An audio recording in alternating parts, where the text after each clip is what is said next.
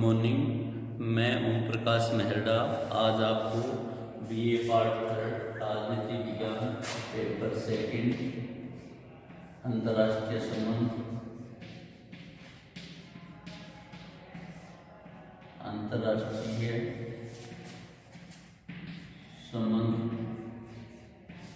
शीर्षक शीत युद्ध शीर्षक है हमारा शीत युद्ध। शीत युद्ध में हमने कल इससे पहले वाले वीडियो में क्या किया था? शीत युद्ध में हमने इससे पहले जो वीडियो बनाया था उसमें हमने शीत युद्ध का अर्थ एवं परिभाषाएं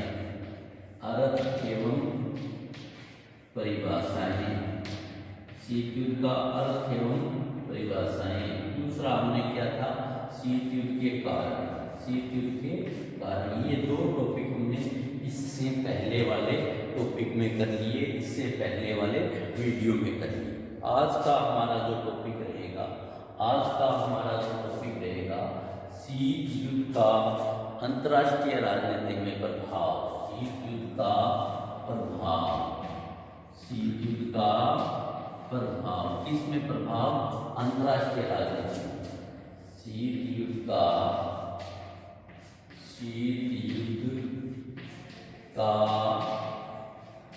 अंतर्राष्ट्रीय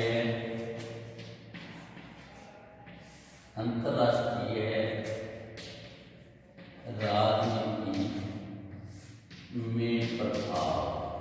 शीत युद्ध का अंतर्राष्ट्रीय राजनीति में क्या प्रभाव रहे शीत युद्ध के कारण? जैसा कि हमने पढ़ा, शीत युद्ध ने विश्व की राजनीति को बहुत ज़्यादा प्रभावित किया।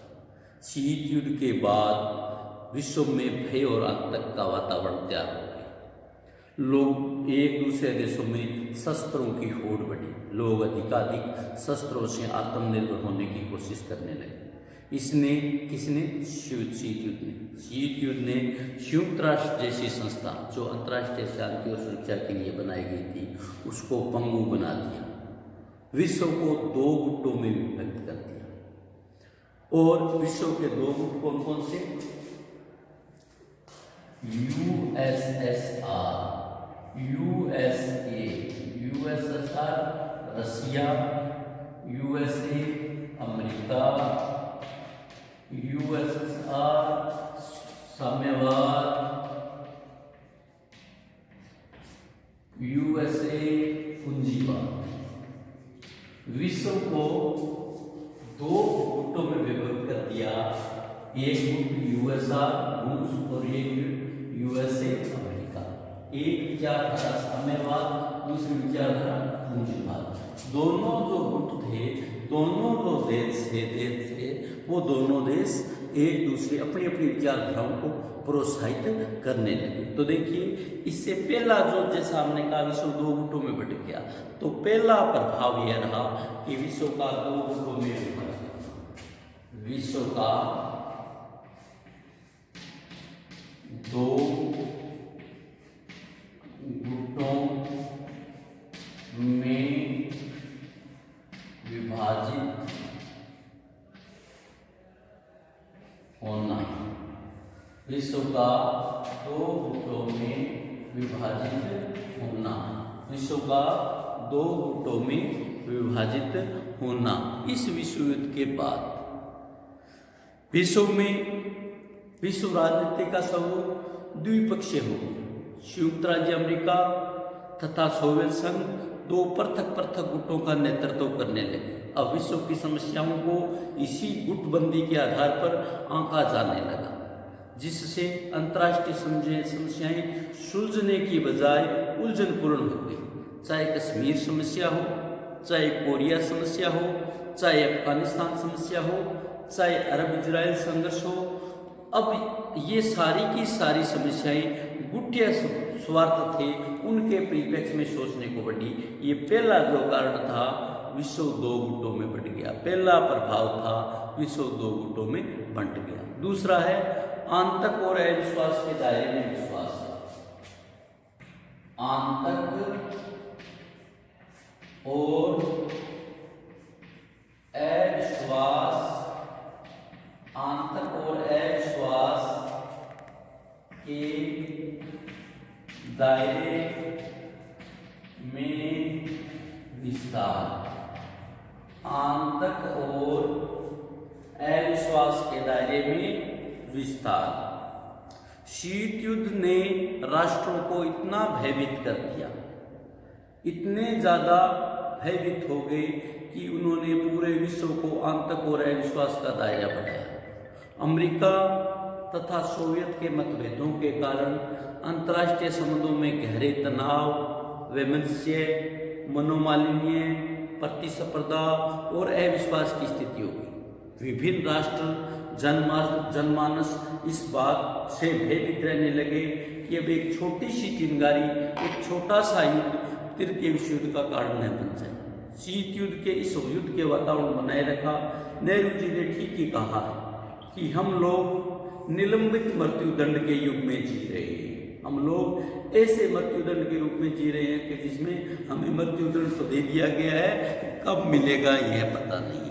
तीसरा है आणविक युद्ध की संभावना का भय। आणविक युद्ध की संभावना का भय। आणविक युद्ध की संभावना का भय पूरे विश्व के देशों में शीत युद्ध के परिणाम स्वरूप ऐसा वातावरण तैयार हो गया, ऐसा वातावरण तैयार हो गया कि महसूस करने लगे विश्व के देश होने 1945 में जब हिरोशिमा और नागासाकी पर आणविक बम गिराए गए थे, आणविक शस्त्रों का प्रयोग किया गया था, तो उससे यह बात निश्चित हो गई, विश्व इस बात से भय हो गया कि आने वाले समय में जो युद्ध होगा वो भयंकर होगा और आणविक होगा। क्यूबा संकट के समय आणविक की संभावना बढ़ गई। अब लोगों में आणविक आतंक मानसिक रूप से सताने लगा। आणविक शस्त्रों की निर्माण की होड़ में वृद्धि हुई। आणविक शस्त्रों के परिप्रेक्ष्य में परंपरागत अंतर्राष्ट्रीय राजनीतिक व्यवस्था की संरचना को बदल दिया गया। तीसरा है सैनिक संधियां और सैनिक गठबंधनों का बाहुल्य। सैनिक संधियां और सैनिक गठबंधन की बाहुल्यता। जब ऐसा माहौल तैयार हुआ, विश्व दो गुटों में बनता, लोगों में आतंक और भय अविश्वास हुआ। आतंक और अविश्वास होने से एक देश ने दूसरे देश से बचने के लिए आणविक हथियारों का निर्माण किया, जिसमें अणुबम की आविष्कार किया।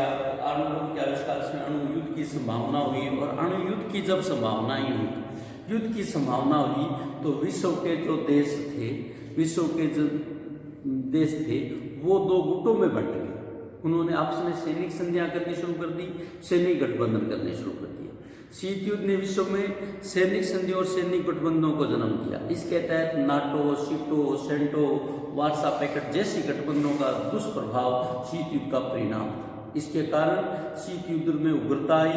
इन्होंने निशस्त्रीकरण की जो समस्या थी, निशस्त्रीकरण की जो बात थी, निशस्त्रीकरण का जो तर्क था संयुक्त राष्ट्र संघ की, उस समस्या को और ज्यादा जटिल बना दिया। लोगों ने अधिकाधिक हथियार बनाने की होड़ लगी। वस्तुतः इन सैनिक संगठनों ने प्रत्येक राज्य को द्वितीय विश्व युद्ध के बाद निरंतर युद्ध की स्थिति में रख दिया। नंबर 5, सशस्त्रीकरण की अविरल प्रतिस्पर्धा। सशस्त्रीकरण की अविरल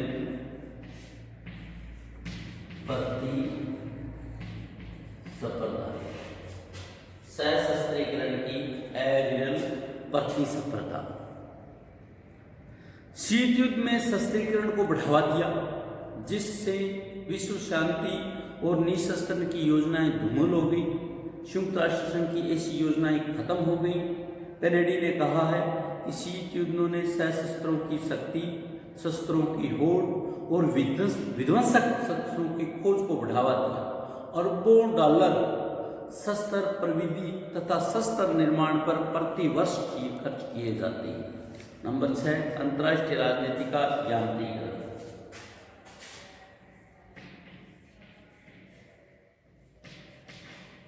अंतर्राष्ट्रीय राजनीति का यांत्रिकीकरण। अंतर्राष्ट्रीय राजनीति का यांत्रिकीकरण। ये जो स्थिति थी विश्व का 2 गुटों में बंटना, इससे क्या हुआ, शीत युद्ध का अर्थ यह लिया जाने लगा कि विश्व 2 युगों में विघटित है। एक खेमा देवताओं का है, दूसरा खेमा देवताओं का, दानवों का। एक तरफ काली भेड़ें हैं और दूसरी तरफ सफेद भेड़ें हैं। इनके मध्य कुछ नहीं है। इनका जहाँ का दृष्टिकोण का विकास हुआ है जो हमारे साथ नहीं है, ये हमारा विरोधी है। वहीं अंतर्राष्ट्रीय राजनीति का एकदम यांत्रिकीकरण हो गया है। नंबर 7, अंतर्राष्ट्रीय राजनीति में सैनिक दृष्टिकोण का पोषण।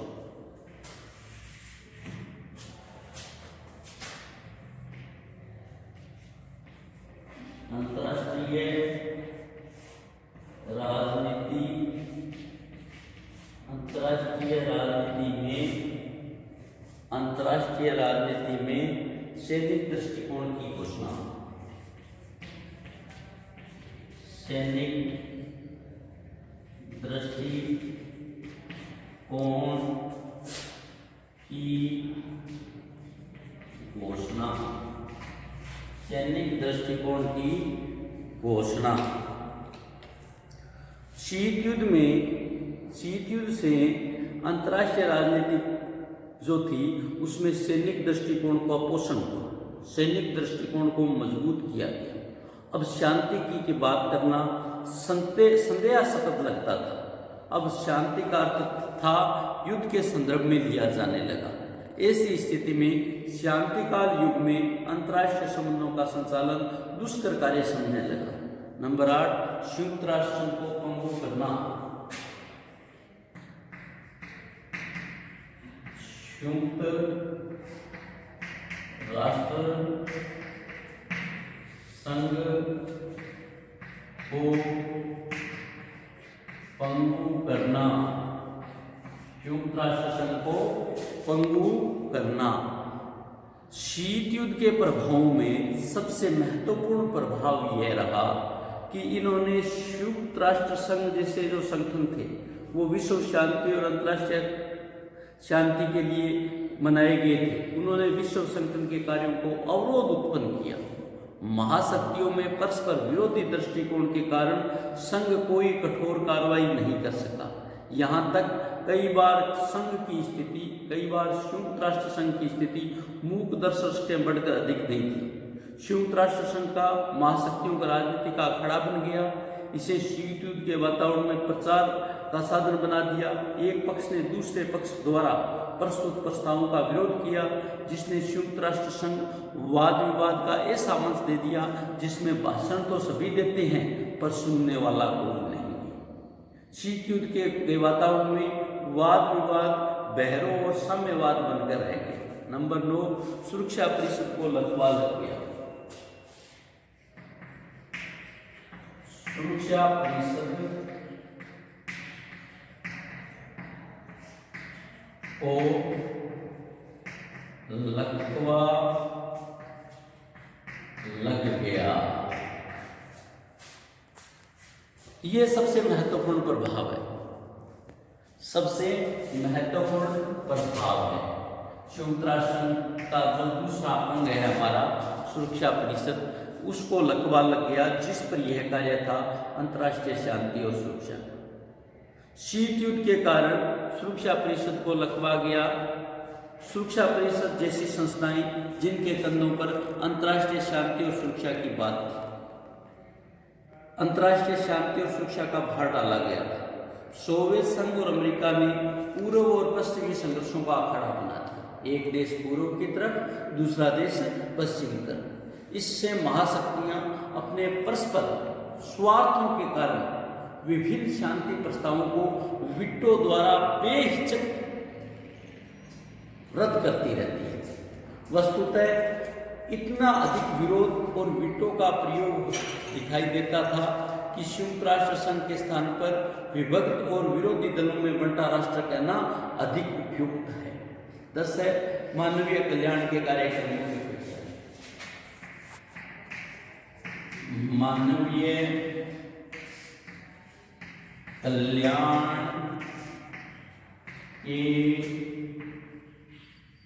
कार्यक्रमों की उपेक्षा। मानवीय कल्याण के कार्यक्रमों की उपेक्षा। संयुक्त राष्ट्र संघ का निर्माण अंतर्राष्ट्रीय शांति के साथ इस बात के लिए भी किया गया था कि वो मानवीय कल्याण के कार्यक्रम थे। मानवीय कल्याण के कार्यक्रम स्वास्थ्य, शिक्षा, ये दो विभिन्न बीमारियां और रोजगार, ये 4 जो कार्यक्रम हैं संयुक्त राष्ट्र संघ के मुख्य कार्यक्रम है। कई बार लोगों का इश्यू आता है, कई बार लोग बात करते हुए सुनाई देते हैं कि सरकारी हॉस्पिटलों में दवाइयां फ्री मिलती हैं। ये जो फ्री वाली संभावनाएं हैं, ये दुपेशा संयुक्त राष्ट्र संघ का आता है। कई स्कूलों की शिक्षा फ्री नहीं की जानी चाहिए। ये शिक्षा की बात भी आती है। ये WHO का कार्यक्रम है। बीमारियों के लिए विभिन्न प्रकार के बच्चे के जन्म से लेके बच्चे के गर्भाधारण से लेके बच्चे के 2 वर्ष तक के जो टीके लगाए जाते हैं, ये WHO के तहत आता है। रोजगार की संभावनाओं के लिए सरकार विश्व बैंक द्वारा लोगों को आर्थिक सहायता दी जाती है। तो इस प्रकार ये 4 मानवीय कार्यक्रम थे, 4 अन्य भी कार्यक्रम थे जो मानवीय कल्याण के कार्यक्रम थे। ये जब स्थिति आई, शीत युद्ध की स्थिति आई, विश्व का दृष्टिकोण 2 गुटों में बटा, तो उसके परिणाम स्वरूप ये स्थिति हुई कि ये जो मानवीय कार्यक्रम थे इनकी उपेक्षा की जाने लगी। अब सिर्फ एक ही रह गया कि हमें हत्यारों का निर्माण। शीत युद्ध के कारण विश्व की राजनीति का केंद्रीय बिंदु की समस्या सीमित रह गई। मानव कल्याण की सभी महत्वपूर्ण कार्य गौण हो गई। शीत युद्ध के कारण तीसरी दुनिया के जो विकासशील देश थे, जहाँ भूखमरी थी, बीमारी थी, बेरोजगारी थी, अशिक्षा थी, आर्थिक पिछड़ापन था, राजनीतिक अस्थिरता थी, इन समस्याओं का नितांत निदान संभव नहीं हो सका, क्योंकि महाशक्तियों का दृष्टिकोण सिर्फ शक्ति की राजनीति रहा। इसलिए जो मानवीय कल्याण के कार्यक्रम थे वो रुक गए। इस प्रकार अंतर्राष्ट्रीय राजनीति में शीत युद्ध के ये 10 प्रभाव पड़े। नेक्स्ट हम करते हैं शीत युद्ध के नकारात्मक परिणाम कहे जा सकते हैं। ये नकारात्मक प्रभाव थे। फिर भी सकारात्मक प्रभाव क्या रहे? सकारात्मक प्रभाव ये 10 तो क्या थे? नकारात्मक, यहाँ लिख सकते हैं अपने नकारात्मक, जिन्होंने नेगेटिविटी फैलाई है, नकारात्मक प्रभाव। और फिर भी कुछ सकारात्मक प्रभाव भी है।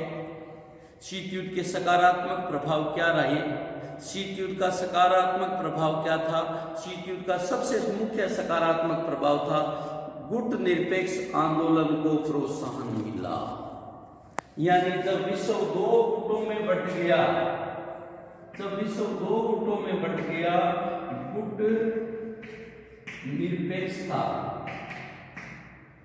निरपेक्षता को प्रोत्साहन। जब विश्व 2 गुटों में बट गया तो जो लोग शांति चाहते थे, जो देश शांति चाहते थे, उन देशों ने गुट निरपेक्षता को प्रोत्साहित किया। तो पहला जो सबसे बड़ा फायदा था वो गुट निरपेक्षता को प्रभावित किया गया। दूसरा था शांतिपूर्ण सहअस्तित्व।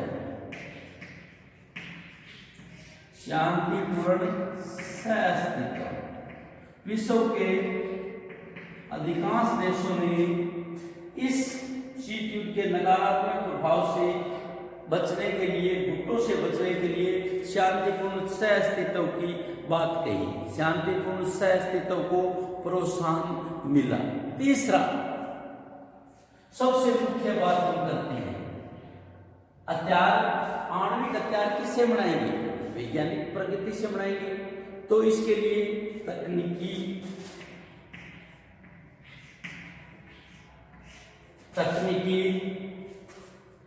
प्राविधिक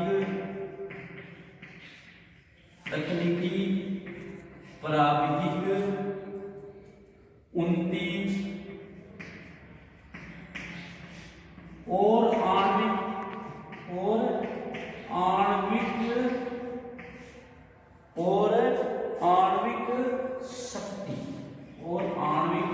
शक्ति को प्रोत्साहन। इन नकारात्मक प्रभावों से बचने के लिए जो प्रभाव सकारात्मक हुए, उन सकारात्मक में सीधा है कि इस प्रकार की तकनीकियों का आविष्कार किया जिससे आणविक हथियार बने, उनका रोग रुकावट इस प्रकार से, इस प्रकार की टेक्निकल बनी, इस प्रकार की उन्नतियां की, इस प्रकार की आणविक शक्ति। नेक्स्ट है निर्णय शक्ति।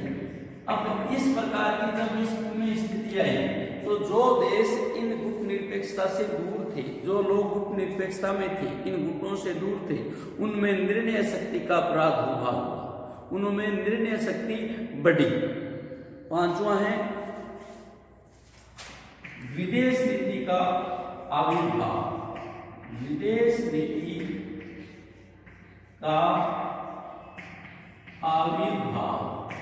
अब इससे नेक्स्ट जो हमारा मुख्य प्रभाव रहा कि हर देशों ने अपनी अपनी विदेश नीतियां घोषित की, हर देशों ने अपनी अपनी विदेश नीति घोषित की। नेक्स्ट सबसे बड़ी बात शक्ति संतुलन। शक्ति संतुलन, शक्तियों के मध्य संतुलन का भी कार्य किया गया, शक्तियों के मध्य संतुलन का भी कार्य किया गया। ये थे हमारे शीत युद्ध के सकारात्मक प्रभाव, शीत युद्ध के सकारात्मक प्रभाव। अब शीत युद्ध के लिए साधन कौन कौन से हैं? शीत युद्ध के लिए साधन कौन कौन से हैं, उन साधनों की बात करनी है। किन साधनों द्वारा शीत युद्ध बढ़ा? शीत युद्ध के साधन, शीत युद्ध के साधन। नंबर 1, प्रचार प्रसार ज्यादा हुआ, प्रचार प्रसार ज्यादा हुआ। और प्रसार प्रसार ज्यादा हुआ तो लोगों में वाक युद्ध ज्यादा हुआ, और वाक युद्ध ज्यादा हुआ तो शीत युद्ध की संभावनाएं बढ़ी। नंबर 2, शक्ति का प्रदर्शन। शीत युद्ध द्वारा दोनों देश अपनी अपनी शक्ति का प्रदर्शन करना चाहते थे कि कौन सा देश ज्यादा मजबूत है। तीसरा, आर्थिक सहायता। अब ये देश अपने आप को ज्यादा मजबूत करने के लिए दूसरे देशों की, विकासशील देशों की आर्थिक सहायता करने लगे ताकि उनके सामने ये लगे कि ये देश ज्यादा मजबूत है। नंबर 4, जासूसी। अब इन शीत युद्ध के कारण एक देश दूसरे देश के खिलाफ जासूसी करने लगा, जासूसी से उनकी क्षमताओं को जानने की कोशिश की। नंबर 5,